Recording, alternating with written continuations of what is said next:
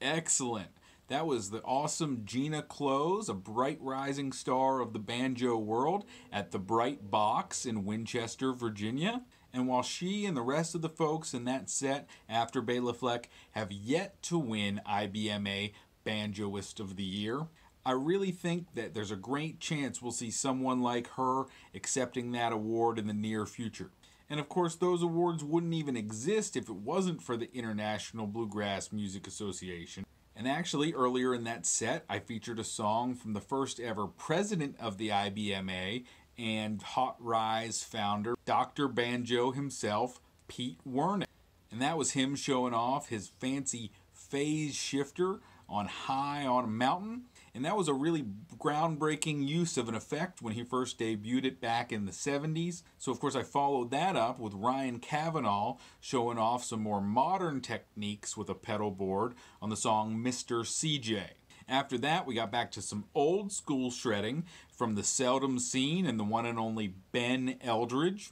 And you know, over the years, the lineup of the Seldom Scene changed many times, but Ben was the stalwart throughout before retiring in 2016.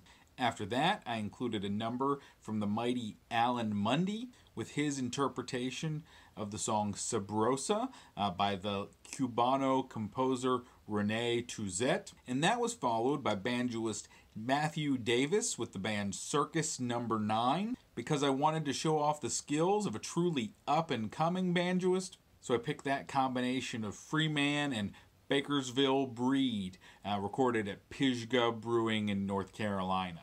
Finally, that set ended with Gina Close and Dust Can Wait off her album True Colors, which brings the first banjo-rific episode of Bill's Bluegrass Breakdown to a close. And I really hope you enjoyed all the picking on this episode, and maybe you can't wait for another one, which is good because we're going to have a fresh episode coming at you real soon. And I promise on the next banjo episode, we're going to look back at a whole bunch more of the greats like Ralph and Sonny and J.D. and a whole host of phenomenal players from every generation for you to feast on with your ears. But in the meantime, let's close out this episode by bringing back a whole bunch of the pickers from earlier in this episode for an informative and extraordinary Super Jam tribute to Bill Keith, and then a farewell to honor the one who started it all, Mr. Earl Scruggs.